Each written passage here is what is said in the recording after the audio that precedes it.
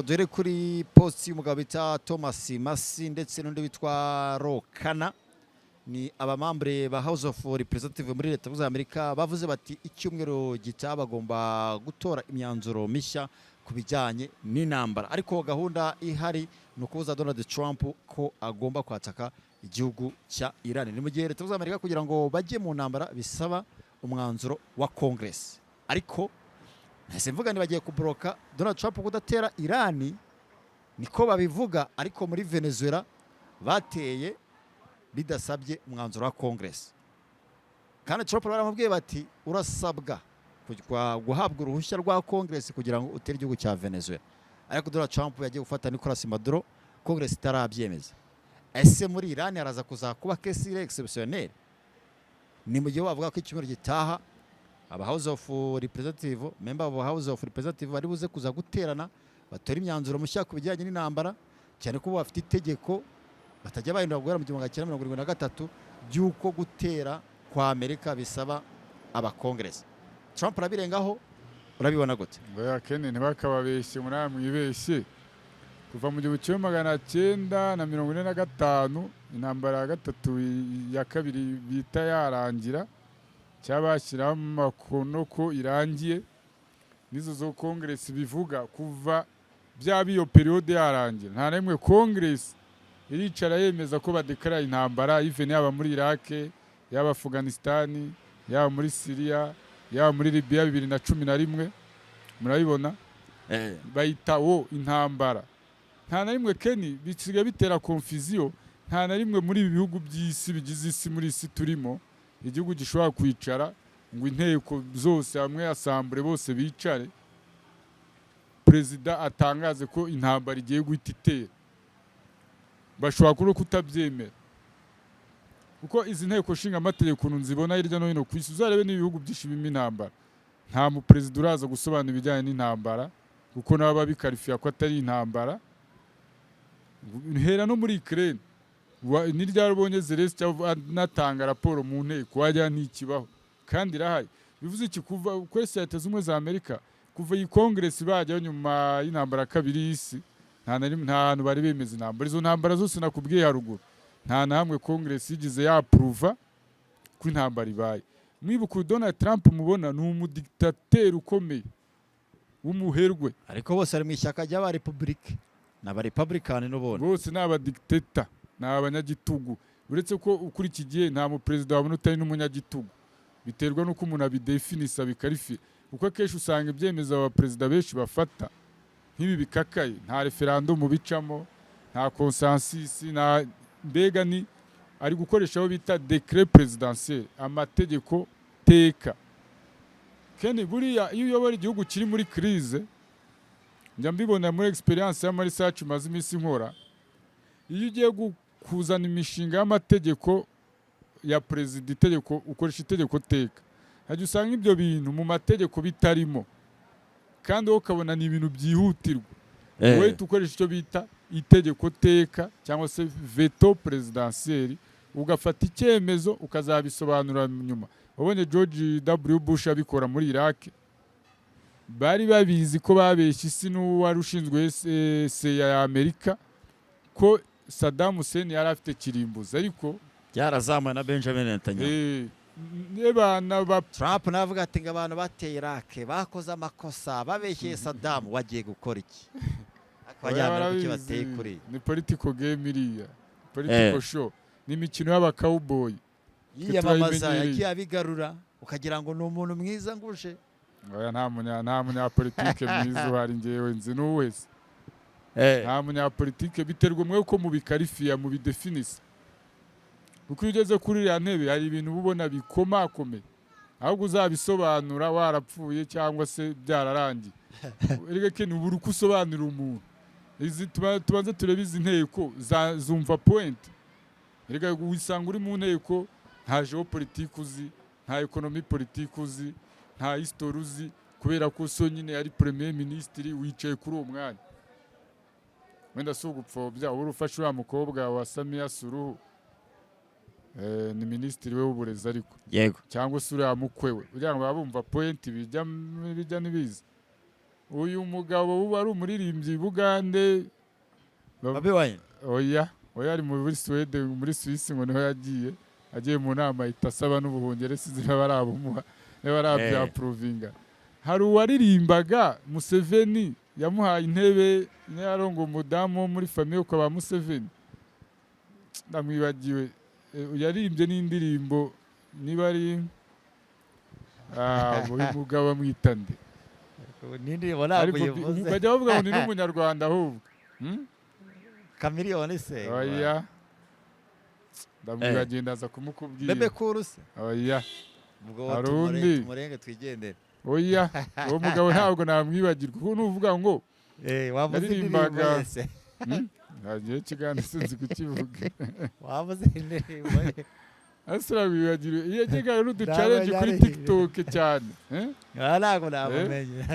ntabwo kuri indirimbo z'Uganda twikomereza Yego. ushobora gushyira umuntu mu nteko ariko nta kintu bazafasha ari uko kipo umwanya gusa urumva ariko nta kintu kizima ashobora kubagezaho. Icyo bivuze rero Trump mbibutsa ko kuva yasimbura Joe Biden cyangwa se yatsinda kuri iyi shuro atsinze Kamala Harris, Donald Trump yagiye akora amadecret presidentiel menshi. Bino ntabwo byagiye bica mu makongresi n'ibiki cyane cyane n'ibintu ntabwo bikarifiya nk'intambara.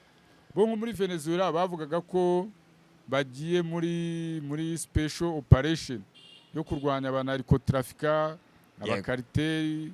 Venezuela ibafasha kwinjira muri Amerika mu buryo budakurikije amategeko do kumushaka impamvu zindi ariko bikarangira bigize intambara. Urabona biriya operation yo kumufata yaguyemo abantu barenze hafi nka 200 hamwe abasirikare benshi baza Cuba.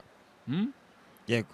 So ugasanga Congress bino ni mind game ni ikintu batangiye kuzana kugira ngo isi ibihugiye ngo Congress irabyemeza ngo irabihakana turabizi. Donc abantu bagendere muri uwo mwuka w'ikinyoma Amerika itikora akazi na Israel kuko intambara irahari. Nubwo wenda Iran iravuga ngo twe turiteguye ubushoni zose kuganira biferinga tujya muri military action military scenario turajya muri kombo kuko nabo nta yindi obusiyo bafite ntabwo bari bumanika amaboko kandi intambara iregereje iri ku muryango bose bari Amerika igira ibintu bya propagande. Nk'ubari umusenati Ted Cruz yarimo avuga ama interview yatangaga ati deal aribyo mbabwira deal Trump asaba regime ya Iran Ayatollah Khamenei ngo ni regime change. Arimo na propose Ayatollah Khamenei ngo wahunze tutarakurasa tutarakwica nkuko abikoze muri Venezuela. Ngo wakwigiriye se ngo bamaye obusiyo ngo yakwigiye ngo mu Burusiya kuko ntawe uzamusanga. Ntabwo bikunda muri Iran. Yego. Ngo wakurebye ikindi gihugu mizirima kindi ngo ugiye kwihishayo. Ayatollah ariko yababwiye ijambo ariko baravuga ati ndi umuntu wari ufite ibice byose. Ati kuri ino nshuro. So ikintu bivuze ni ukuvuga ngo ati nanjye sinigize gutya. Abanyamerika arabizi ibyo yakugera byose arabizi ko abanya-Iran barwana nk'abasazi kandi abantu badatinya gupfa. Ubwo rero igihugu giteye gutyo n'abaturage bafite spirit zimeze gutyo Umunyamerika nawe azahura n'ibibazo by'igihe kirekire. Ubyo uko byagenda kose azahura n'ibibazo by'igihe kirekire. Ahubwo Umushinwa nawe uri kurinda cyangwa uri gufasha umunya-Iran nibahagarare imbere y'Umunyamerika avuga ati Amerika watuyoboje ngo n'icyuma igihe kirekire ariko kuri ino nshuro ibyo uri gushaka ntibikunda bamubloke. None se ari igihe Iran batayidestabilije nta gihe batayidestabilije biciye igihe kinini yabaye kuri icyo gitutu pressure. Erega Iran yavuga ati twebwe ntawe tugomba gukora ku gitutu cya Leta Zunze za Amerika pressure Leta Zunze za Amerika. Hari ikintu mugomba hano kigomba kugaragara kendi kikaba clear. Nanjye nkeneye kubona kuri iyi gahunda muri misari electronic warfare nibyo ndabigarukaho haje ibintu by'ama hypersonique. Donc ubu intambara iri kurwana ni ya technology electronique ni umunyamerika yiringiye kurusha gushyira abasirikare hasi ku butaka niyo yo gusenyana. Kwa ko izo ndege wavugaga ari indege zifite radari iri mobile izo ndege za rimante zifite izo commande poste, hari ama F35, ama F16, ama F22, buri kimwe cyose kubikorodona izo systeme bakora n'ama Starlink bakoresha ama AI ya gisirikare akaza. Urumva hariya ikintu mugomba kumenya, Iran igiye kuba laboratoire yo gutestinga ibi bikoresho bya gisirikare muri imisi abantu bagenda bavuga cyane. Urabibona uko Iran yagukoresha ama long range, ama short range, ibiki yo iri tayari kurwanira mu bwato no kuba erega Uburusiya bwiyangaje kujya mu myitozo ari no tension n'Ubushinwa bagafunga umurari musi ku myaka 80 bitarigeze bibaho. Urumva bikaba bigarutse ubu ngubu beruka mu gihe cyo 1980 ibintu biteye inkeke isi biteje akaga kandi umunyamerika ntagera icyo abikora.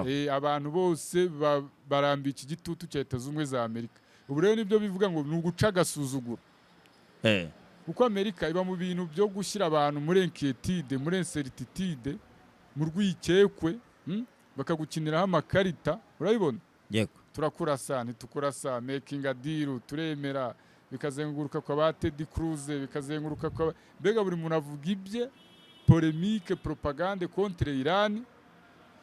Kandi Iran buriya mu ntuza zabo, mu mico yabo n'abarwanyi pe sinkubeshye, bapfa barwana, mugani w'abandi ngo apfa rwana. Nuvuga ngo Iran ayatora yahunga bamurasa rwose imiriro bari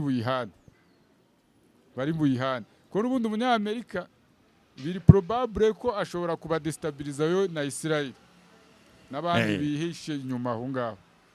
Ariko kumanika ibendera ritari rya Kisilamu muri Iran, ibendera ryo ntago bishoboka. Ibendera gane tukabeshya abantu, ibendera se bajya kurimanika he? Tujya kuri point muri Venezuela aho bararimanitse. Oya byo na tugiye kubeshya abantu. Yo kubanga regime change barabivuga yega, ariko regime change imbaraga ziratuma regime iba change nizi. Nese ari umutwe bari kugwana mu gihugu cya Iran ndani urahari se regime change irakorwa nani? Ariko abantu bakabeshya abantu. Na Venezuela byaranze ari igihugu kiraho. Ega Amerika ibafata nkaho tudatekereza. Hari igihe wenda bino bintu barigenza ajya mbishyira mu Cyongereza kugira ngo babyumve neza. Ariko bafata bakifatira isi bakakora narrative y'ibintu bimwe ke nibyo editinze. Urumva nk'ubu biragoye Iran Turukiya iravuga ati twebwe twagiranye ibibazo na Iran kuva na Leta Zunze Ubumwe za Amerika zitarabaho. None mbisubiremo, Iran yagiranye ibibazo na Turukiya kuva Leta Zunze Ubumwe za Amerika zitaranatekerezwa, zitarabaho. Ariko ntago byakuyeho ko Iran ibaho, Turukiya ikabaho. Turukiya ivuga ko ibibazo bafitanye na Iran ko rimwe na rimwe bishingiye no kuri ideology. Mwumva ko niba Yezu yaremerejwe muri Turukiya aho za Antiokia habagaho na university ikomeye cyane ya Gikristo. Urumva yigisha filozofi na theology na matematike. Haho muri Iran hariyo leta ya Kisilamu y'Abashia. Urumva umva ko izo croisade zari zikomeye cyane. Urabibona Turukiya kavuga ati ukuntu twamanaginze bifu yacu na Iran, Amerika byayinanije iki? Twe tubona Amerika ifite ubupfu bwo kutumva ikibazo. Ibindi byibazwa bura Trump, Amerika ifite ibyayishaka. Hari ibibazo abantu bibaza. Trump bura ntabwo Middle East ngo yega, ntabwo ayizi, ntabwo question yayizi burya. Bajya bambwira ati barakudiraga bakakubeshya. Yatangiye kudiraga, Trump yatangiye nawe kudiraga abongereza kugira ngo baze bamufashe ngo murabona ko ngiye kubagarura ubukoloni mu gihugu cyanyu babirukanye ngo ariyo Iran, barashaka ngo bongere bakabe.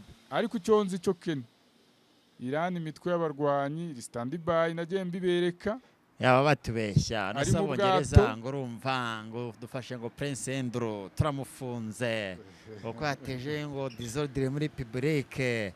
Ni gute umwana wa Queen Elizabeth wa kabiri King Charles wa gatatu akaba ayoboye ubwami bw'Ubwongereza nk'uwakwita Petit Frere ngo yamufunze? Iyo siseri ni yahe?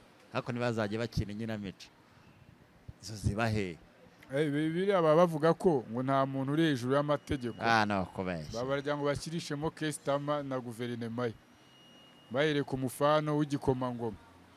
So ibyo bakubwira rero bira twavugaga intambara iba muri media, ikaba muri politike, ikagenda ikahitiza ikaza mu bintu bya cyber attack, mu butasi, urumva, hagahita haza noneho intambara iri fizike ku butaka, mu kirere, mu mazi. None se ubwo urambwira AI barayikoresha mu mazi, bayikoresha mu butaka no mu kirere, kandi AI narabwiye ko ari ibintu biri artificial. AI siri bufata igihugu, ko ari cyo kibazo. Nanone kudestabiliza Iran nibyo abantu bibeshyaho, nubwo bayidestabiliza gazi na peteroli n'ubundi iraguma muri Iran. Kuyicukura umushinwa kuzana ibikoresho biri mobile akabyestablishinga muri Iran, bakajya kubitunganyiriza mu Bushinwa, ntibizabananira. Iran ikintu iri kurwana nacyo ni ibendera ryayo Iran, no kuba itagomba gukolonizwa, guhabwa umuyobozi uturutse muri West, uturutse muri Amerika. Ikaba noneho hari igitutu amahanga menshi atari kumva kimwe no ntambara leta z'umwe za Amerika ziri kurwana, ziri gukinisha. Ugeze mu Bufaransa bupfa gukopfora, kandi ibintu byarabura biza. Nuko buzi ko zira ntambara. Akababwiye Trump uko bari kumwe. Ikindi cyongeraho birangiza programme ya leta z'umwe za Amerika aba Republican midterm amatora bagiye kujyamo. Erega birabangiriza baranyungu bazibonye dipstate yabonye inyungu Lockheed Martin bacuruje. Elon Musk yakoreye amafaranga, imbuga nkoranyambaga zahiye. Ibyo sibyo bivuze iki? Erega ni ibintu byago kuvuga ngo Trump ngazatakaze wenda, tuvuga urugero ubwo watakaze wenda influence nko muri House of Representative, tubyite gutyo, wenda usanga asigaranye wenda Senate gusa. Ibyo se bizabivuze iki? Bashobora no kuba impeached, bashobora no kumweguza. Rega Trump rega arashaka gutangiza akawungu aceho abakire bibabona ibyabo, bo barabikora kubw'inyungu zabo, nicyo bashaka. N'Ubushinwa bari guhangana kuko twavanga abatonye ngo muri leta z'Amerika, bo bazavuga bati Trump tumutakarije icyizere, cyangwa se power yari afite, kubera ko Trump akanya afite iyo Senate na House of Representative, bigatuma agira influence cyane, bakagira kimwe bamwaka, niyo babimwaka target yagezweho, n'ubundi babikoze babizi. Reka mbivuge muri scenario sasa ukuntu imeze. Abo bose bavugaga bo muri high tech big company, abo bose muri gaze, petroli, charbon, high tech, ukaza muri abakora intwaro, ibikoresho izo technology zo mbunda, abo bantu izo komande zose barabikoze, bamaze gukora izo logistique n'ibyo bikoresho byose. Kugeza ubu isaha nta mafaranga babwiye ko bazishyurwa, ari uko byakoze akazi kagenewe muri izo za Venezuela, muri izo za Iran, byaba bitegereje bita Donald Trump. Donald Trump ikintu agiye kubakora, agiye kubatwika bo bishyuze umunyamerika. Ibyo birareba imisoro mu mafaranga y'umunyamerika. Urumva? Nicyo confusion regisi ifite Keni. Isi confusion ifite izi ntambara, ubundi Trump ku contre Iran ni y'umunyamerika, iri mu nyungu z'umunyamerika cyangwa iri mu nyungu y'umu businessman wo muri Amerika? Icyo kibazo nyine gihari. Reka tujye tubwira abantu, tubabwire reality irimo. Kuba umuntu wikorera amakarito muri Amerika ya sora, cyangwa wikorera business ziciriritse atanga umusoro, kurasa muri Iran birongera iki kuri GDP? Aho kurasa muri Iran izi mbunda company bari kuri konti ibintu biriyongera kubiki. Hari niyo ayita ko ari hypothèse ivuga ko kuyobora isi muri ubu buryo bwari burimo biragoye. Amerika iri kushaka uburyo none isi iza kuyoborwa muri systeme, igice kinini cy'amafaranga y'isi n'imitungo kamere gifitwe n'abantu batarenga 10. Muri abantu rero batarenga 10 na Donald Trump azaba arimo mu buryo butaziguye. Bizahera kuri izi ntambara Donald Trump ari kugenda propose. Nubwo amafaranga yose ahita shiftinga akajya mu bantu bamwe, nuvuga ngo barayakura mu baturage mu ngengo y'imari ajye muri ba Elon Musk, Chevron, abo bibitwaro bya kirimbuzi, izo technology zo muri AI zikora ibintu bya donc zitunganya ibi bintu byose by'ikoranabuhanga mu kurwana mu kurasa. Noneho isi yose ngo itibona ko Amerika ifite technology irenze, batangiye noneho babigurisha hirya no hino, cyaba bigumane nk'abanyamerika bajye babikoresha basaka banyaga. Donc barashaka kuba isi kwitwara muri chaos, mu bukungu crise. Nono aho kugira ngo wandikire ngo Banque Mondiale kugurize cyangwa FMI, uzajya udiringa na Elon Musk cyangwa se na Eric Trump, cyangwa Jared Kushner, son-in-law wa Trump, cyangwa Steven Witkoff. Muri Afrika niba ukeneye amafaranga uzajya udiringa na Masad Barros. Middle East udiringe, nuvuga isi igiye kwegukanwa n'abantu ku giti cyabo. Masad Barros igice na Witkoff cy'uburayi bw'uburasirazuba. Urumva Afrika ubu biragoye ko hari ikintu wagera ko kuri Leta z'Ubumwe za Amerika utinjiriye uriya mugabo. Mba nkubeshye Trump nazi muri Afrika, nta nubwo ateganya kuzahaza. Ushaka deal se ugira ngo harane wamenera udaciye kwa Masad Barros ku mugabane wa Afrika. Nuvuga ngo Amerika iri gutestinga ikintu, iri kugeragereza ku isi ikintu, ndanagisubiramo gishimangira. Ni gute ushobora kugera ku kintu? Kandi urumva nakazo Jared Kushner, son-in-law wa Trump. Masad Barros umukwe, umwana wa Masad Barros yashatse kwa Trump. Steve Witkoff umukire wibera mu bintu bya Mario Estate n'ibiri byose, ufite amabiliyoni, niwe uri mu madiri. N'urusumba Amerika unitanayoboye n'akazi. Unana najyo yarabyo. Abapoliticiens bakora deal za Amerika n'abacuruzi. Bibi nayo yiganye na Donald Trump. Urumva by'akazi ku isosi atari byo bikora n'imiryango. Nyine systeme nabonye abantu bakora filime bavuga bati revolution zabayeho ni z'Abafaransa n'Abasirave, nizo revolution zabaye ku isi. Ati ibindi abantu bavuga ngo ni ukubeshya, ngo n'ibintu abantu bajya babeshya ngo byo gutera imbere. Urumva ngo hari ukuntu ushaka gutigita n'ibindi byose ngo ukabona ibiceri. Nabonye muri iyo filime bavuga ati ibyo ni ibintu bitakibaho, bya kera. Nuvuga ngo Trump arashaka guca bino bintu bita institution. Urajya ngo muri Senate byavugaga ngo Congress kubakire ngo birabakerereza cyane. Niba ukeneye ibintu bya algoritme AI injirira uwo bita Elon Musk, gahunda iticamo. Niba ukeneye ibintu by'imajyanye n'amabuye y'agaciro, amadiru n'ibiki, egera abo bantu ba Bill Gates bande banumvisha baratangiye kubizamo, na ba Jeff Bezos diricemo no muri high tech, sibyo? So nuvuga ngo Amerika iri gutestinga ibintu mwarega bumva ngo privatisation, ugufata ngo gahunda ngo ibikorwa bya leta ngo bikegurirwa bikora ku giti cyabo. None Amerika iri gushaka gufata isi, imitungo y'isi na systeme ikazegurira ikitirirwa abantu.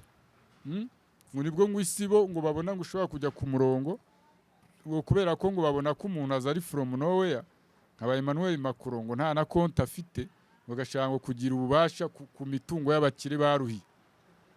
Urumva? Kubera ngo hari imyanzuro abayobozi bafata, inteko zifata ngo bibangamira business z'abakire. Urabibona? Nusike niyumva ngo ikibuga cy'indege ngo ni cy'umuntu kanaka, ukumva ngo ari amamodoka ari amasosiyete ngo nayo umuntu kanaka, ngo ari umuntu uzana peteroli, ngo ari uzana gaze. Nese ubwo niba birangiye hari ikintu cyafatwa mu cyemezo mu gihugu ari umuntu byipevera bitamunyuzeho.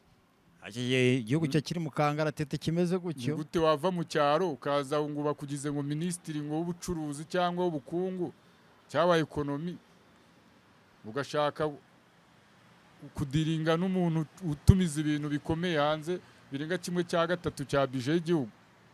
Usanga ari approche n'abayobozi. Niko Amerika imeze. Na Afrika kwa ba de Santos nuko byari bimeze.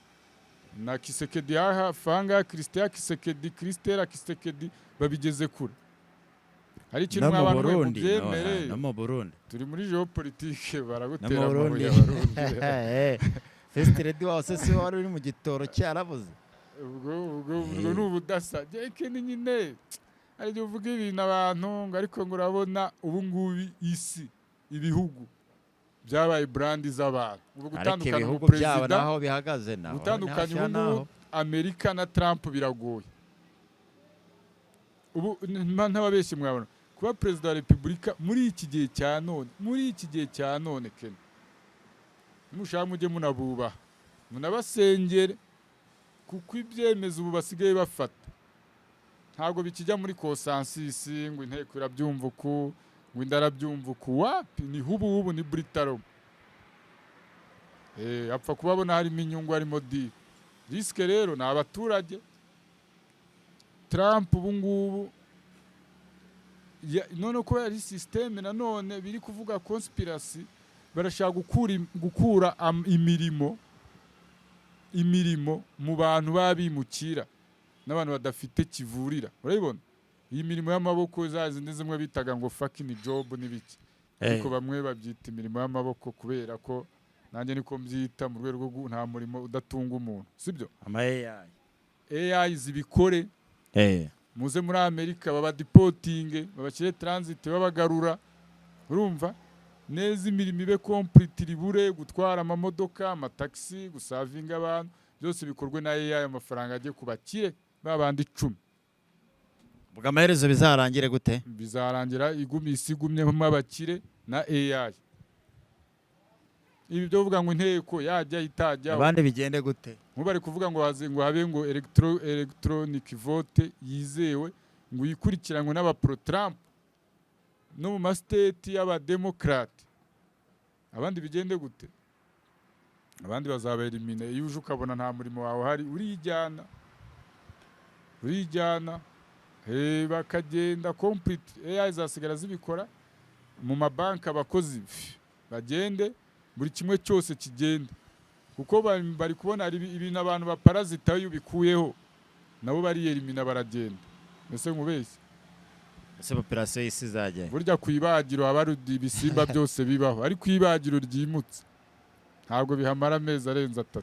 operation y'isi sibwizajye mu Iran iki gitutiriho barimo barayitega iminsi bavuga ati mu mezi 6 izabibaye corrupted, ishobora no kwijyana ubwayo. Amerika irashaka nyine yakoze hahandi hakomeye. Ken yubona Mark Rubio ngiye murambisubiramo, ukomoka muri Kibejo bundi w'umuratino, uramureba nawe ukamubona, sibyo? Yicaye iruhande rwa Trump agasinya executive order, tegeko ridasanzwe ryo guhagarika ubuzima, byita ubuzima muri Kiba. Kirakirwa kingana kuri what's hell? Ubwo ingaruka z'ibyo bintu urazumvuta. Tujye tushyira ibintu, tujye no muri conscience turebe. Iyo uvuga uko igitutu ngo Iran regime change ayatora yabaye ayatora, ntabwo reba miliyoni zirenga 80 zihari impinja n'abana bari victim. Izo muri Gaza byagenze gute? Izo ndege 200 muri Gaza byageze gute? Abagore batwite, abana, isi nive muri silence, abana 150. Rega banavuga ngo 70 na bingahe? Reka da 70 na byarabuze, byaburiwe irengero ni 150. Board of Peace ko ari kubajisha ngo abonye ariko isirebe, ko ari kubajisha ngo bajye bicwa mu bihugu bitandukanye, bose bajye bapfisi zirebera muri Board of Umunyamerika. Se ni yarafite imbaraga ntazubwana, rega abana baziyakira, ahubwo bakira inkoni ikomeye y'Umunyamerika. Mwese barabaciye, mwese aba-Palestine baraciye, bicaye bahagaze. Ugiye muri Palestine nta muntu wasanga afite imbunda, rega nabapfira gushira. Rega Ken iki gitutu, rega izi ntambara isi yazibayemo kuva kera. Segment ya mbere nakubwiye iti Amerika yarwanya intambara nyinshi irarushye ku buryo itakifite plan yo gushyira abasirikare ku butaka, urumva? Ariko nta ntambara nimwe yatsinze. Wambwira intambara Amerika yatsinze nimwe? Ariko none ko Umunyamerika atavuga ngo ngiye gushaka iki, abeshya n'ibyo agiye kureba. Rega none tuvuga Umunyamerika aratsinzwe kubera ko Umunyamerika niwe avuze ati muri Iran ngiye gukora regime change, ngiye no gutuma adakora ibitwaro bya kirimbuzi. Ibitwaro bya kirimbuzi basanzwe babifite, regime change nabo barabizi ko batabikora. Ngiye muri Venezuela ngiye gukora regime change, abana ariko trafika ndagiye, ndasha ubwato, Nicolas Maduro ndamutwaye, regime igumyeho. Mbohereje abashinzwe umutekano bagane mu bijyanye n'umutekano, amavuta contract ndazibonye n'ibyo byose. Ariko nabeshye ko ndi kwirukana abantu ariko trafika, ariko intego zanjye nazigezeho. Ngiye muri Iran, tension nayizamuye, ubu amavuta ku munsi w'ejo yagabanije igiciro cyagabanutse, ariko anytime ubu nk'ejo cyangwa se ejo bundi byongere bizamuke kubera ko ubu tension yongera zamuka nanone. Ibyo rero by'Amerika biri gushaka ibiganiro n'Umushinwa bikaba n'Uburusiya bikaba, inyungu zabo bazigezeho. Ahubwo Amerika ibyitubwira mu itangazamakuru bitandukanye n'ibyikora n'iby'ibinashaka. Ni nayo mpamvu ngiye ntemera ku giti cyanjye ko Amerika iba yaratsinzwe itageze ku ntego. ahubwo wamenya ngo koko ibyo Amerika yavuze ngo igiye kurwana nibyo yashakaga. yaratsinzwe kuko Kenny Trump wa kabiri nakweretse ko ubukungu bw'isi buri kuhungabana, abantu ntabwo bagifitiye idolari icyizere, bashyize muri ibi bintu by'amazahabu, nta komande zigikorwa, urabibona. Reka umunyamerika arengeye araza kabiri imita nabyo. Tuve nk'urugero, wabonye gold mu minsi yashize yageze ku 51, ni mu mateka nibwo yageze hariya hejuru.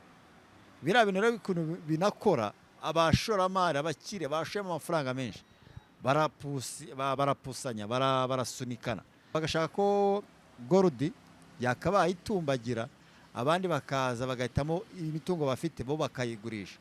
Isoko ugasanga ryagiye mu cyitwa wenda abantu babizi babyita ranging, ugasanga ntirifite aho riri kuva naho riri kwerekeza, nabyo byabuze icyerekezo.